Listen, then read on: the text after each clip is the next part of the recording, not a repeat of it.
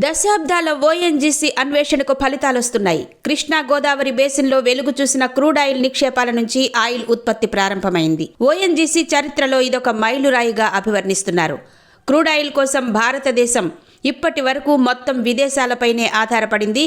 ఇప్పుడిక విదేశాలపై ఆధారపడడం తగ్గనుంది. కృష్ణా గోదావరి బేసిన్లో బంగాళాఖాతంలో బయటపడిన క్రూడ్ ఆయిల్ నిక్షేపాల్ని వెలికితీసే పని ప్రారంభమైంది. కాకినాడకు 30 కిలోమీటర్ల దూరంలో కేజీ బేసిన్ పరిధిలో బంగాళాఖాతంలో ఈ నిక్షేపాలున్నాయని గుర్తించారు. 98/2 పరిధిలో 26 క్రూడ్ ఆయిల్ బావుల్ని శోధించారు.